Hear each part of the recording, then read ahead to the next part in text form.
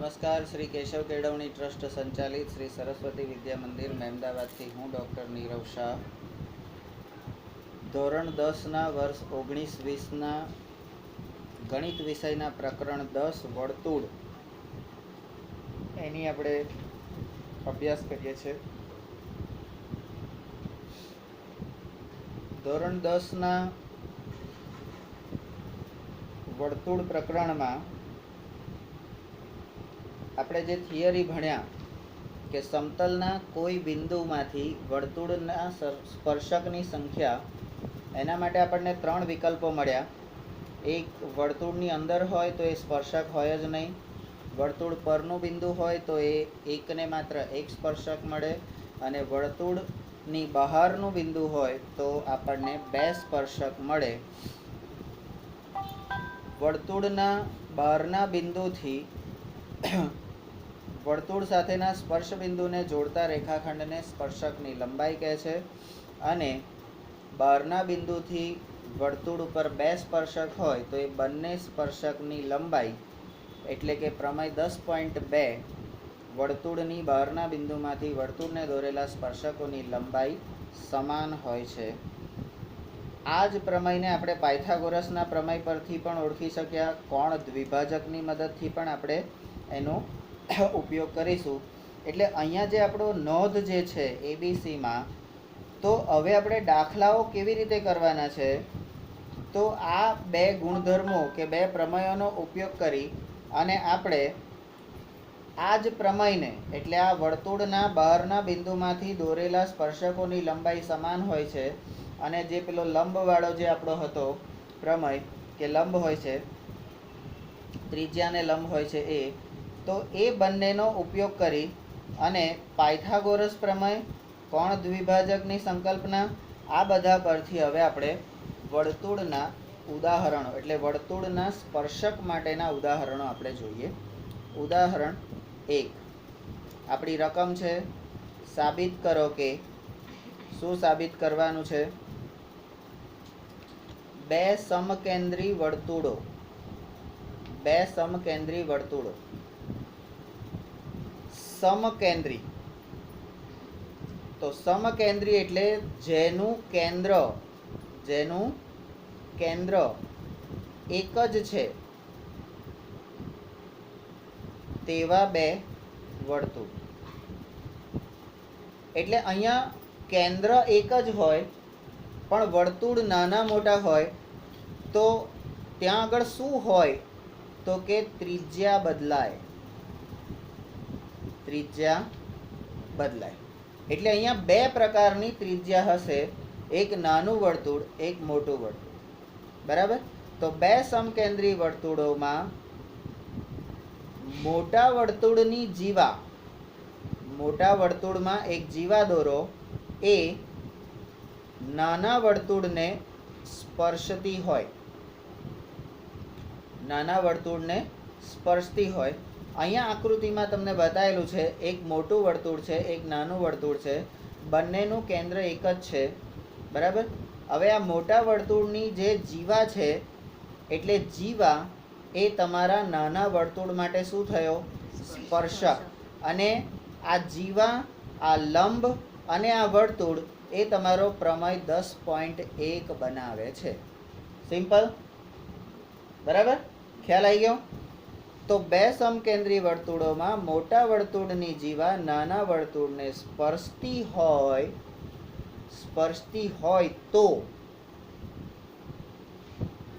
તો કે છે નંબર 2, તો સ્પર્શ બિંદુ તેને દુભાગે. આ જે સ્પર્શ બિંદુ જે છે એ આ જીવાને દુભાગે છે, 2 સરખા ભાગ કરે છે. આવો વિકલ્પ આપણને ક્યાં મળ્યો? તો કે પ્રમેય 10.1માં આવું કંઈક આપણે ભણેલા છે. પ્રમેય 10.1માં આપણે આવું ભણેલા છે. બરાબર? અને એ 10.1 ભણતા પહેલા આપણે આગળનું જે પ્રાસ્તાવિક અને વર્તુળના સ્પર્શક માટેના ગુણધર્મોને એ બધાનો ઉપયોગ અહીંયા કરવાનો છે. એટલે બધાનો એટલે જેનો આવે એનો. પછી એવું નહીં કે ભાઈ બધાનો કીધો તો આ એકનો કર્યો ને એકનો કેમ ના કર્યો, બરાબર. તો એ વસ્તુ ધ્યાનમાં લેવાની છે. ઉકેલ ગણિતમાં અને એમાંય ભૂમિતિમાં જ્યારે ઉકેલ આપણે કહીએ તો ઉકેલમાં સ્ટેપ નંબર 1 આકૃતિ રચો. અહીંયા તમને જે શબ્દો આપેલા છે એ શબ્દો પરથી તમારે આકૃતિ બનાવવાની છે. તારી પાસે છે ચોપડી? તો તારું ધ્યાન તારી ચોપડીમાં જ હોવું જોઈએ.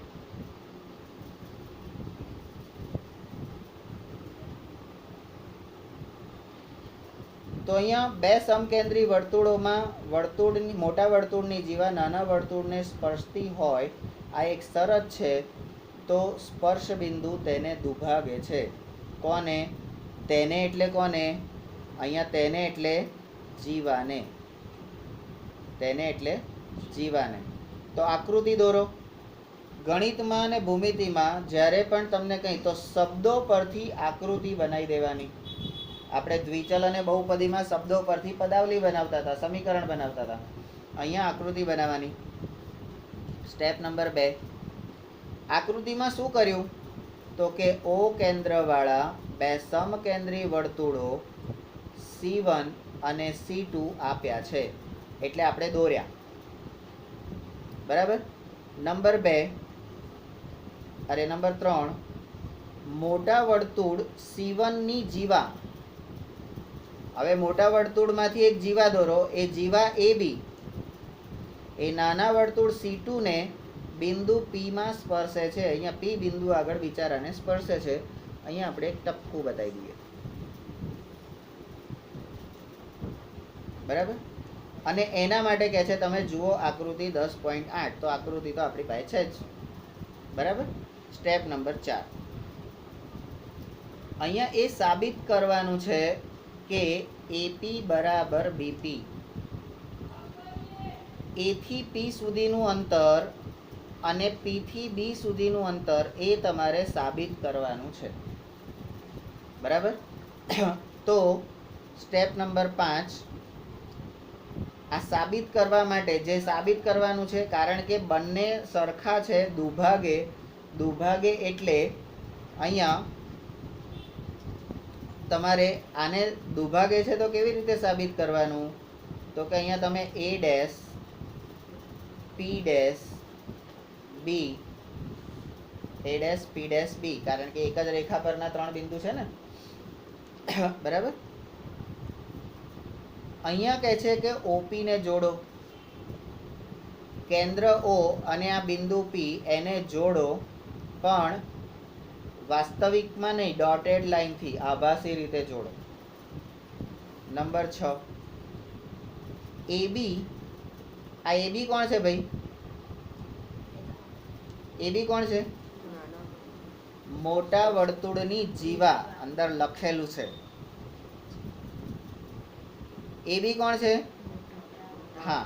હવે આ OP નો જોડો કોણ છે? આ OP જોડીએ તો શું બની જાય છે? ત્રિજ્યા. OP ને જોડીએ તો શું થઈ જાય છે?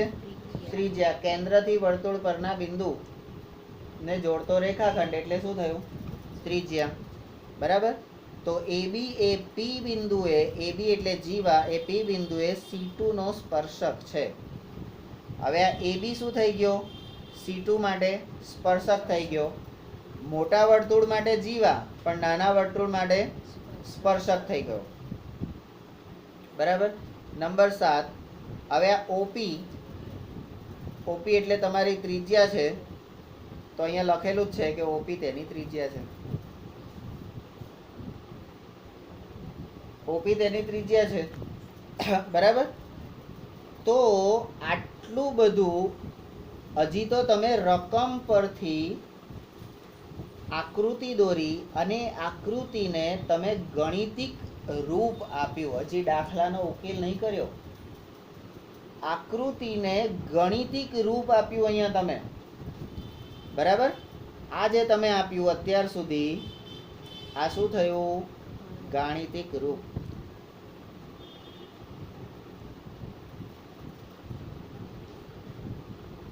ઉકેલ તો હવે સ્ટાર્ટ થાય છે. બરાબર.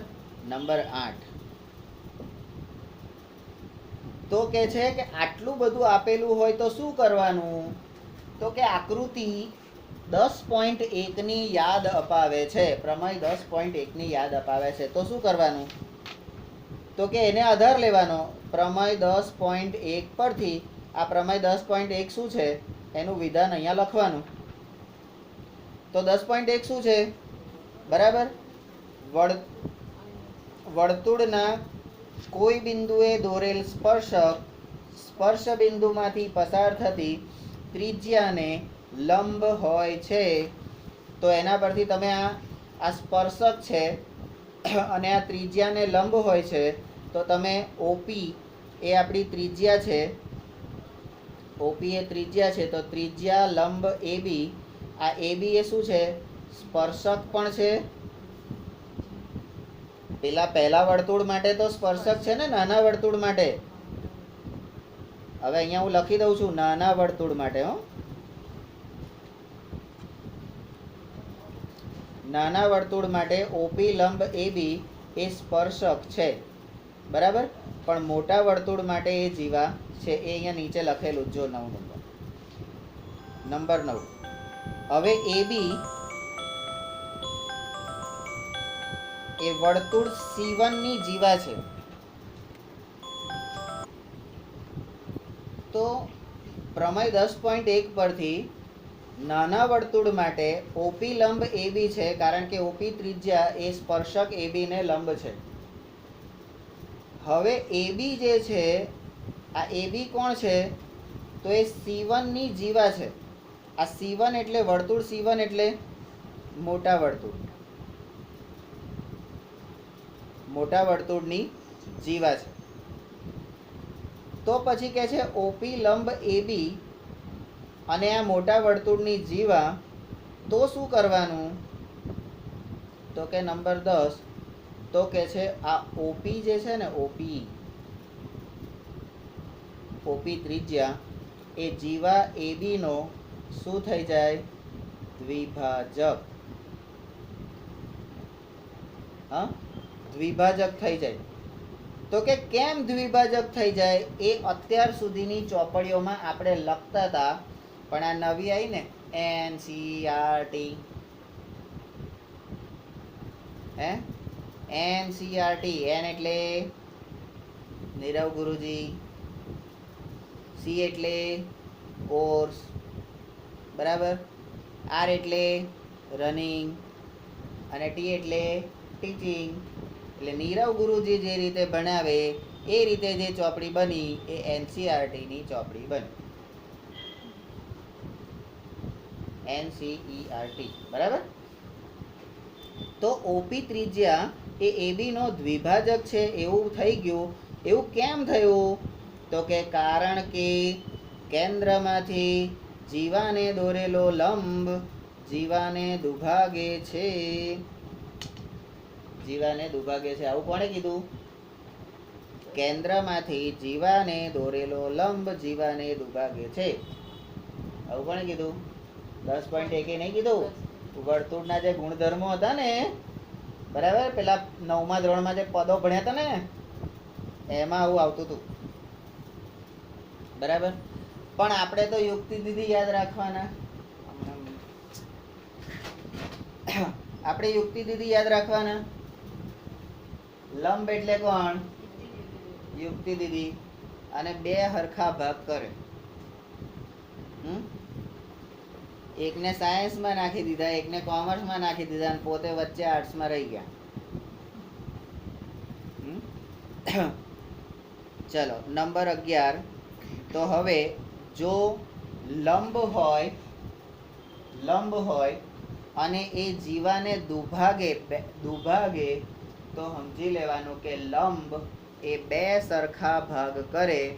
અહીંયા હું લખું છું લંબ બે સરખા ભાગ કરે. તો બે સરખા ભાગ હોય તો એ બંને સરખા કહેવાય કે નહીં? બરાબર કહેવાય કે નહીં? એટલા માટે આપણે કહી શકીએ કે એ પી બરાબર બીપી અથવા તો પીબી. કંઈ પણ લખી શકાય. બરાબર. ત્યાર પછી ઉદાહરણ 2. ઉદાહરણ 2 માં રકમ છે ઓ કેન્દ્રવાળા વર્તુળની બહારના બિંદુ ટી માંથી, એટલે અહીંયા આકૃતિ પરથી તમને અને શબ્દો પરથી તમને ખબર પડતી જ જાય કે ઓ કેન્દ્રવાળા વર્તુળની બહારનું બિંદુ પી, તો બિંદુ બહારની બાજુ હોય, બિંદુ બહારની બાજુ હોય એટલે સૌથી પહેલા આપણને ખબર પડી જોઈએ બે સ્પર્શક તો હશે જ. પેલા 3 વિકલ્પો જે ભણ્યા એના પરથી ખબર પડે ને. બરાબર. તો ટી માંથી વર્તુળને બે સ્પર્શકો, એક તો ટીપી અને એક તો ટીકુ. ટીપી અને ટીકુ. ટીકુ ને કે ટીક્યુ? હા, ટીક્યુ. ટીકુ વાળી ના જોઈ હોય તો ટીપી અને ટીક્યુ એ દોરેલા છે. તો કે તમારે શું કરવાનું? તો કે સ્ટેપ નંબર 2, સાબિત કરો કે ખૂણો પીટીક્યુ બરાબર 2 એટલે 2 ગુણ્યા ખૂણો ઓપીક્યુ. આવું તમારે સાબિત કરવાનું છે. તો ઉકેલમાં સૌથી પહેલા આપણે આપણા સ્ટેપ રાખવાના. આ કૂતરી દોરો, આકૃતિ દોરો. આકૃતિ એટલા માટે દોરવાની ભાઈ કે અહીંયા જે શબ્દો છે ને એ શબ્દોને તમારે ફિગર આઉટ કરવું પડે. આ પેલા હરદીદી, હા એ હરદીદી થઈ જાય છે પેલું લીટા પાડવા. એમને ત્યાં આગળ આવી રીતે શબ્દોમાં કે તમારે પોર્ટ્રેટ બનાવવાનું છે. તો પોર્ટ્રેટ બનાવવાનું છે. એને પોર્ટ્રેટની ડેફિનેશન તમારે કહેવી પડશે ને. What is portrait? તમારે સ્કેચ વર્ક, લાઈવ સ્કેચિંગ કરવાનું. પાછું કેમ લાઈવ સ્કેચિંગ? લાઈવ સ્કેચિંગ એટલે અત્યારે આપણે બધા બેઠા છે ને બેઠા બેઠા એક જણ આ કેતન આવું, આ કેતન આની પાછળ હંતાઈ અને બેઠો બેઠો મારું ચિત્ર દોરતો હોય તો એને લાઈવ સ્કેચિંગ કહેવાય. બરાબર. તો એ આપણને ખબર તો હોવી જોઈએ ને. તો અહીંયા પણ આપણને જે શબ્દો આપેલા છે, જે વ્યાખ્યા આપેલી છે, કે જે પ્રશ્ન આપેલો છે, એ પ્રશ્નને આપણે એનું એક કાચું ડ્રોઈંગ બનાવવું પડે. આપણા જીવનમાં આ એક વસ્તુ ગણિત એ એટલા માટે અગત્યનું છે કે આપણા જીવનમાં રોજ નવા પ્રોબ્લેમ આવશે. દરેક પ્રોબ્લેમને આપણે આવી રીતે ફિગર આઉટ કરવું પડશે, એની કાચી રેખાકૃતિ બનાવવી પડશે. પિક્ચરોમાં આપણે જોઈએ છે, બરાબર, કોઈ પ્લાન પેલું પરમાણુમાં બનાવતા ને, એ હે અર્જુન હે, પાંડવ હે, નકુલ હે, સહદેવ હે, એ શું કરશે? તો કે આ કરશે, આ કરશે, આ કરશે, આ કરશે, આ કરશે, આ કરશે. તો એવું કાચું એક પ્લાન બનાવવો પડે. તમારા મગજમાં કલ્પના ક્લિયર હોવી જોઈએ. તમારો જે પ્રશ્ન છે એ પ્રશ્નને એટલો સરસ સમજવાનો કે સાલું જ્યારે જવાબ લખીએ ને ત્યારે સામે તપાસનારને આંખમાંથી આંસુ આવી જવા જોઈએ. એને એમ થવું જોઈએ કે હું આની જગ્યાએ હોત તો હું પણ આવું સરસ લખત. એટલું એને આમ અહેસાસ થવો જોઈએ. અને તો જે 4 માર્ક ડબલ લઈને મૂકી દે. અને જો અક્ષર ખરાબ હોય ને ગંદી રીતે લખેલા હોય ને આકૃતિ બોગસ દોરેલી હોય ને, હા, તો પેલો જોવે ને એક એક એક એક એક જે 4 ને 2 મળવા જોઈએ એને એક એક એક એક મળે એટલે આપણે થઈ જઈએ 50 માંથી 18. માણ પાસ, જેમ તેમ ધેર. બરાબર. તો અહીંયા પણ આકૃતિ દોરવાની છે. તો આકૃતિ આપણે દોરીએ છીએ. ઓ કેન્દ્ર વાળું વર્તુળ એટલે પહેલા એક વર્તુળ દોરવાનું, એનું કેન્દ્ર ઓ બનાવવાનું, એના બહારના બિંદુ ટી, તો બહાર એક બિંદુ બતાવવાનું ટી. એ ટી માંથી વર્તુળને દોરેલા બે સ્પર્શક, તો કે ટીપી અને ટીકુ, ટીપી અને ટીક્યુ. બરાબર. અને હવે આપણે સાબિત કરવાનું છે કે આ પી ટી અને ક્યુ, આ પીટી ક્યુ એટલે તમારો આ PTQ એટલે तूने मेरी बेटी को पीटी क्यों? हैं? तूने मेरी बेटी को पीटी क्यों? તો અહીંયા PTQ ખૂણો એટલે આ જે T ની આગળનો જે નાનો ખૂણો છે નલ્લો, એ નલ્લો ખૂણો એ આ ખૂણો OPQ એટલે કેન્દ્ર O, અહીંયા P અને Q આના કરતા ડબલ છે. હે એટલે આ OPQ બે વખત કરીએ ને ત્યારે આ ખૂણો PTQ થાય. બરાબર, ડબલ છે. આવું આપણે સાબિત કરવાનું છે. તો આપણે આકૃતિ પરથી આવું ખબર પડી. આકૃતિમાં તમે જોઈ શકો છો તો અહીં આગળ આ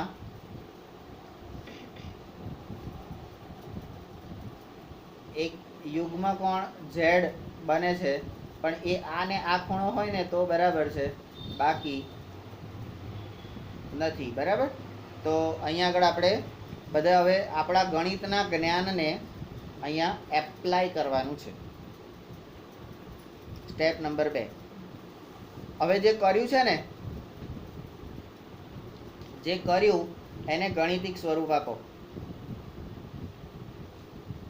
તો કે O કેન્દ્રવાળું વર્તુળ, તેની બહારના બિંદુ T અને વર્તુળના બે સ્પર્શકો TP અને TQ આપેલા છે.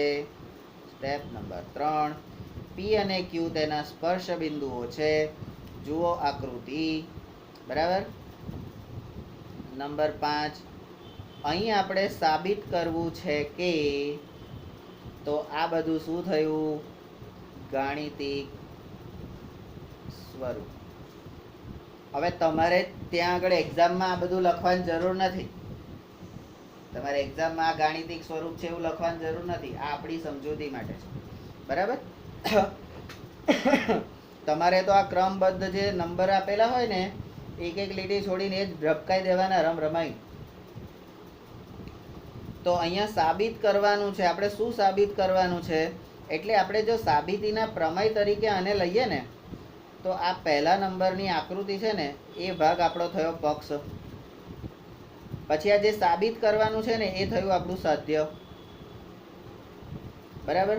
અને હવે આપણે જે સાબિત કરવાનું છે કે ખૂણો PTQ બરાબર 2 ગુણ્યા ખૂણો OPQ. હવે આટલું આપણે સાબિત કરવાનું છે. તો 6 નંબર જે છે એ આપણી શું થઈ? સાબિતી. હા, સાબિતી. તું સાબિતી. હા, એટલે કેમ બીવે છે? તો કે હવે સાબિતીમાં સ્ટેપ નંબર 1. ધારો કે ખૂણો PTQ બરાબર થીટા. આ PTQ છે ને, એને માપ આપ્યું θ અંશ. હવે આ ધારણા કરી છે, અંદર રકમમાં ક્યાંય આપેલી નથી. તો ધારણા શું લેવા તમારે કરવી પડી ભાઈ? તમે શું લેવા ધારણા કરી? કોઈ કીધું તું દોઢ ડાપણ કરવાનું? કેમ ધારણા કરી? બોલો. હા, જ્યારે તમારે આ ખૂણો આના કરતા અડધો છે અથવા તો બમણો છે એવું તમારે કહેવું હોય, તો તમારે કોણ દ્વિભાજક, બરાબર, કોણ દ્વિભાજક, કાટકોણ ત્રિકોણ, સમબાજુ ત્રિકોણ, સમદ્વિબાજુ ત્રિકોણ, આવા બધા ત્રિકોણોના ધ્યાન પર લેવાના રહેશે. તરત અંદર. તો અહીંયા તમને એવો ખ્યાલ આવી જશે કે અહીંયા જે ત્રિકોણ બનાવ્યો છે, તો એના સ્પર્શકોની લંબાઈ સરખી છે. બરાબર, સ્પર્શકોની લંબાઈ સરખી છે. એટલે અહીંયા એક એવો ત્રિકોણ છે કે જે ત્રિકોણ સમદ્વિબાજુ, જેની બે બાજુ તો સરખી છે કન્ફર્મ. આ ત્રીજી બાજુની આપણને ખબર નહીં, પણ બે બાજુ સરખી છે. સમદ્વિબાજુ ત્રિકોણ છે. તો સમદ્વિબાજુ ત્રિકોણમાં બે બાજુઓની વચ્ચેનો ખૂણો, બે બાજુઓની વચ્ચેનો ખૂણો, બરાબર, એનાથી એની સામેની બાજુ એ પણ આવું કંઈક, કારણ કે આપણે આના ભાગ પાડીએ આમ, આ ખૂણાનો દ્વિભાજક અહીંયાથી આમ આમ કરીએ, બરાબર, તો અહીંયા કાટખૂણો થઈ જશે, બરાબર. એટલે આપણે થીટા ખૂણો લીધો. હા, હવે શું કરવાનું? ધારો કે થીટા ધાર્યું તો શું કરવાનું? તો કે પ્રમેય 10.2 પરથી ટીપી બરાબર ટીક્યુ. હવે આ 10.2 કોણ છે? તો કે એનું વિધાન અહીંયા લખવાનું. શું છે વિધાન? તો કે છે વર્તુળની બહારના બિંદુમાંથી વર્તુળને દોરેલા સ્પર્શકોની લંબાઈ સમાન હોય છે. બરાબર. તો અહીંયા સ્પર્શકો કોણ છે? ટીપી અને ટીક્યુ. એ બે સરખા છે. Step number C. તેથી ત્રિકોણ ટીપી ક્યુ સમદ્વિબાજુ ત્રિકોણ થશે. હવે સમદ્વિબાજુ ત્રિકોણ, એના બધા ગુણધર્મો પાછા તમારે યાદ કરવાના રહેશે. એની વ્યાખ્યા અહીંયા લખવાની અને ગુણધર્મો. બરાબર.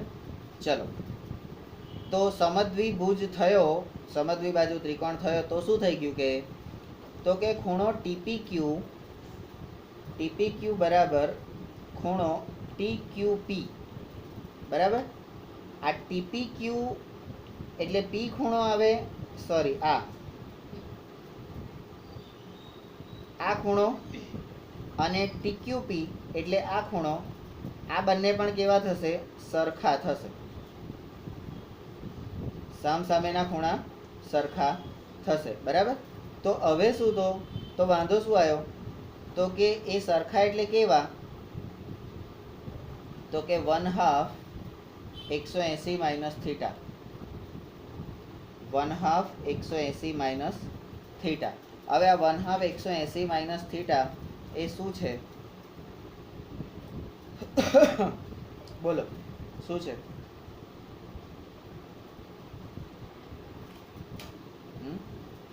ટી પી અને ક્યુ અને ટી ક્યુ અને પી. બરાબર. આ બે સામ સામે સરખા છે, બે ખૂણા સરખા છે, બે ખૂણા સરખા છે. બરાબર. અને બંને બાજુ સરખી છે. તો અહીંયા તમને થીટાનું મૂલ્ય કંઈક મળશે. બરાબર. તો એના પરથી આપણે આખા ત્રિકોણ કેટલો હોય? આખો ત્રિકોણ 180. ત્રિકોણના ત્રણેય ખૂણાનો સરવાળો 180. બરાબર. એમાંથી આ બે સરખા છે, તો 180 માંથી બે ભાગ કરવાના ને. 180 માંથી આ એક તો પહેલા થીટા બાદ કરવાનો અને એને બે વડે ભાગવાના. તો અહીંયા આગળ તમને મળે છે 1/2 180 માઇનસ થીટા. તો હવે અહીંયા શું કરવાનું? તો અહીંયા એક વધનું સ્ટેપ મૂકું છું. આપણે આ કૌંસને છૂટો પાડવાનો. 180 ભાગ્યા 2 માઇનસ 1/2 ઇન્ટુ થીટા. હવે આ 2 અને 180 તો 90. તો આના પછી તમારું સ્ટેપ આ અહીંયા ગળાયું 90° માઇનસ 1/2 થીટા. બરાબર. આ કોનું માપ આવ્યું? તો આ બે ખૂણાનું માપ આવ્યું. તો સ્ટેપ નંબર ડી પછી ઈ. હવે પ્રમેય 10.1 પરથી, પ્રમેય 10.1, તો એનું વિધાન અહીંયા લખવાનું. પ્રમેય 10.1 નું વિધાન શું કહે છે? વર્તુળના કોઈ બિંદુએ દોરેલા સ્પર્શક બિંદુમાંથી પસાર થતી ત્રિજ્યાને લંબ હોય છે. બરાબર. તો એના પરથી આપણે કહીએ કે લંબ હોય તો ખૂણો OPT, OP અને T એટલે તમારો આ જે ખૂણો થયો, આ ખૂણો કેવો થઈ જાય? 90. ખૂણો કેવો થઈ જાય? 90. બરાબર.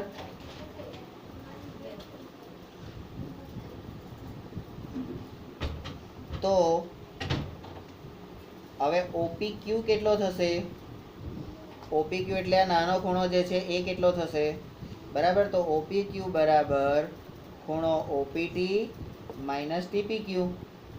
ઓપીટી અને ટીપીક્યુની બાદબાકી. તો હવે ઓપીટી કેટલું છે તો કે આ 90 મળ્યો, તો 90 માઇનસ ટીપીક્યુ કેટલું છે તો કે 90 માઇનસ 1/2 થીટા. 90 માઇનસ 1/2 થીટા કૌંસ છોડો તો શું થશે, તો 90° માઇનસ 90° માઇનસ માઇનસ પ્લસ થઈ જશે અને 1/2 થીટા. તો આ બે તો ઉડી જશે, જવાબ રહેશે 1/2 થીટા. બરાબર. તો 1/2 થીટા કોનું છે, થીટા કોનું માપ છે, આપણે ધાર્યું હતું પીટીક્યુ. પીટીક્યુ આ થીટા એનું માપ છે. તો થીટા એટલે આપણે અહીંયા આગળ આપણો જે આ ભાગ છે ને એ પાછો અહીંયા મૂકી દેવાનો કે ખૂણો OPQ બરાબર 1/2 ખૂણો PTQ. પણ આપણે સાબિત શું કરવાનું છે, આ PTQ તો આ બે શું કરીશું, આ બાજુ લઈ જઈશું. તો હવે આ PTQ બરાબર 2 ગુણ્યા ખૂણો OPQ આવું આપણે સાબિત કરી EF અને G. બરાબર. તો જે આપણે સાબિત કરવાનું હતું એ પક્ષ સાધ્ય અને સાબિતી ઉકેલમાં આપણે આ રીતે 3 ભાગ પાડીને આપણે આ સાબિત કર્યું. બરાબર. આપણે સમદ્વિ બાજુ ત્રિકોણ માટેનું આ સૂત્ર છે. આ સૂત્ર એ આપણે 9મા ધોરણની બુકમાંથી સહેજ જોઈ લેવાનું રહેશે. બરાબર. કારણ કે ત્રિકોણના ત્રણેય ખૂણા જે છે તો ત્રિકોણના ત્રણેય ખૂણાના માપનો સરવાળો આપણે 180 કહીએ. બે ખૂણા સરખા હોય, એક ખૂણો તમને આપેલો છે થીટા, બરાબર. તો એ રીતે પણ આપણે એને સમજી શકીએ. હવે અહીંયા તમને હું એ આખી સિસ્ટમ જે છે આ 180 માઇનસ થીટા અને એ કેવી રીતે આવ્યા એ હું અહીંયા આગળ તમને સમજાવું છું. આપણને ત્રિકોણના ત્રણેય ખૂણાનો સરવાળો, ગુણધર્મ શું છે ત્રિકોણનો, ત્રિકોણના ત્રણેય ખૂણાનો સરવાળો બરાબર 180. બરાબર. એટલે ખૂણો અહીંયા આપણા માટે ત્રિકોણ કયું છે, ખૂણો P વત્તા ખૂણો T વત્તા ખૂણો Q બરાબર 180. ક્લિયર.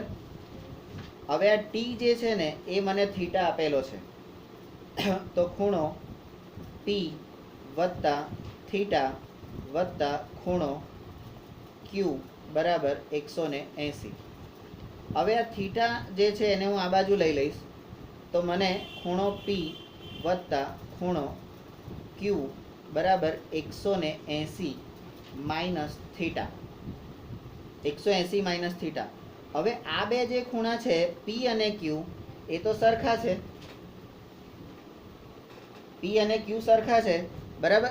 તો અહીંયા હું 2P ખૂણો 2 ખૂણો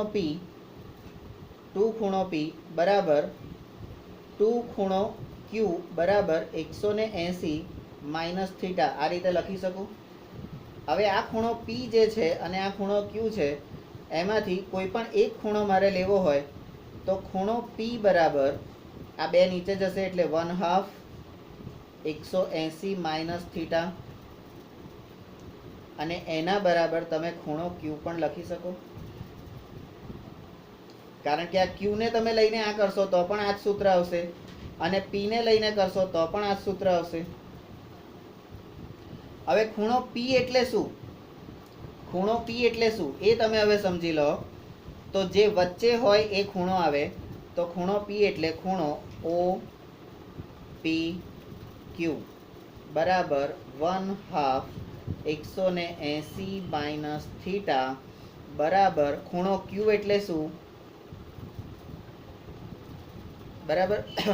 તો તમારું આ બાજુનો ખૂણો આ રહ્યો અહીંયા P વચ્ચે છે અને અહીંયા Q વચ્ચે છે એટલે હવે TQP બરાબર. આપણે અહીંયા TPQ આ TPQ અને ટી ક્યુ પી. ક્લિયર? આપણે જે જોઈતું હતું એ કેવી રીતે આવ્યું આ અહીંયા આપી દીધું છે, પણ એ કેવી રીતે આવ્યું એ આપણને અહીંયા ખબર પડી. તો આપણે શું કરવાનું? સમદ્વિબાજુ ત્રિકોણ છે, બરાબર? તો ત્રિકોણના ત્રણેય ખૂણાનો સરવાળો 180, ત્રણેય ખૂણાનો સરવાળો 180, એમાંથી એક ખૂણો આપણને આપેલો છે. આ આખું કરીને પછી આ લાવવાનું છે, બરાબર? એટલે આપણો આ સી ભાગ જે છે, સી ભાગ, એના પછી જે ડી પોર્શન આવ્યું, આ ડી પોર્શન એ આખું પતે પછી આ ઈ પોર્શન લેવાનું રહેશે, બરાબર? અને એમાં પણ આ 180 આ આવ્યા પછી પણ એને આ સ્ટેપ લેવાનું અને આ સ્ટેપ લેવાનું, એટલે સોરી, આ સ્ટેપ લઈને પછી આ સ્ટેપ લેવાનું, બરાબર? તો આપણું ઉદાહરણ 2. એટલે હવે તમે મને તમારી બુકની અંદર જે આ વિધાન છે TPQ બરાબર, અંદર બરાબર જોજો, TPQ બરાબર ખૂણો TQP બરાબર 1/2 ગુણ્યા 180 માઇનસ થીટા. આ જે વિધાન છે એ વિધાન કેવી રીતે આવ્યું એવું તમને ક્યાંય આ જે તમે થિયરી ભણ્યા એમાં કે તમને કોઈ પણ દાખલામાં કે ઉદાહરણમાં આ આવ્યું છે ખરું? તો એ તમે કેવી રીતે લીધું? તો અહીંયા ધોરણ 9 ત્રિકોણ ગુણધર્મો, બરાબર? ધોરણ 9 ના ત્રિકોણના ગુણધર્મો પરથી આ આપણે મેળવ્યું. આવી રીતે આવે છે. આપણે શું કરીએ? દાખલો ગોખી મારીએ, જવાબ આવી ગયો, વાંધો નથી મને કશો. પણ જ્યારે તમારા છોકરા તમને પૂછશે કે બાપા આ શું છે, ત્યારે જ્યારે તમે જવાબ નહીં આપી શકો અથવા તો તમારે એની પર ગુસ્સો કરવો પડશે, પૂછ તારા માસ્તરને, પૂછ તારી મહેતીને, તારી પેલી સાહેબ મહેતીઓ બધી સ્કૂલમાં ભણાવે છે કે નહીં ભણાવતા? માસ્તરો બધા શું કરે છે? પૈસા ખર્ચીને મોકલે છે, કશું ભણાવતા નહીં, અમારા લમણા લે છે. આ ગુસ્સો એ માસ્તર ઉપરનો ગુસ્સો નથી, એ પોતાના પરનો ગુસ્સો છે કે સાલું મને નથી આવડતું, મારા છોકરાને શીખવાડવું છે તોય એવું તમારી જોડે ના બને એના માટે આ મહેનત છે, બરાબર? બાકી મને કોઈ શોખ નથી. ચલો ઉદાહરણ 3 મિનિટ્સ. ઉદાહરણ 3 ની રકમ છે PQ એ 5 સેન્ટીમીટર ત્રિજ્યાવાળા વર્તુળની 8 સેન્ટીમીટર લંબાઈની જીવા છે. તો આ PQ કોણ છે ભાઈ? આ PQ કોણ છે? તો કે જીવા છે, બરાબર? હવે તમે જોઈ શકો છો કે તમને કેવી રીતે ફસાવવામાં આવે છે. તમને કે તમે PQ માનો એટલે 5 સેન્ટીમીટર ત્રિજ્યા, એટલે તમે વર્તુળની ત્રિજ્યામાં PQ કરી નાખો. પણ આ PQ તો હારી જીવા છે, અને જો એ જીવે છે, PQ જીવે છે, તો તમે શું કરો છો? કે અમે 3 જણા છે, ત્રિજ્યા, બરાબર? તો PQ એ 5 સેન્ટીમીટર ત્રિજ્યાવાળા વર્તુળની 8 સેન્ટીમીટર લંબાઈની જીવા છે. એટલે આ જીવા PQ ની લંબાઈ કેટલી છે? આ PQ બરાબર 8 સેન્ટીમીટર. આ સમજવાની છે, બરાબર? નંબર 2, P અને Q માંથી પસાર થતા સ્પર્શકો બિંદુ T માં છેદે છે. નંબર 3 જુઓ આકૃતિ 10.10. અહીંયા 10.10 જુઓ, રકમમાં તમને કીધું છે. રકમમાં કીધું હોય એટલે સમજી લેવાનું કે પરીક્ષામાં પણ આ પુત્રી દોરેલી હશે, આકૃતિ દોરેલી હશે, બરાબર? તો આકૃતિ જુઓ અને એના પરથી જેને આપણે ટીપી એની લંબાઈ શોધો. જેને બી આપણે ટીપી એની લંબાઈ શોધો. બરાબર. આ ત્રણમાંથી તમે કોઈ બીને ટીપો અને પછી એની લંબાઈ માપી લેવાની કે ટીપીની લંબાઈ આટલી છે. બરાબર. પણ ભૂલે હાથ લગાડ્યો તો હાથ કાપી નાખો. ટીપી જુઓ પછી. ઉકેલ નંબર 1. તો ઉકેલ આકૃતિ, હવે દોરો ના કહેવાય, આકૃતિ આપેલ છે. Step number 2. હવે જે શબ્દોમાં કીધું છે ને એ આકૃતિમાં અહીં જોઈ લો. બરાબર. ઓ કેન્દ્રવાળું વર્તુળ, 5 સેન્ટીમીટર વાળી ત્રિજ્યા, એટલે આ 5 સેન્ટીમીટર જ્યાં લખ્યું હોય એ કોણ થઈ તમારી? આર બરાબર ત્રિજ્યા. બરાબર. 8 સેન્ટીમીટર લંબાઈની જીવા, 8 સેન્ટીમીટર લંબાઈ લખેલી છે એ કોણ થઈ તમારી? તો કે જીવા.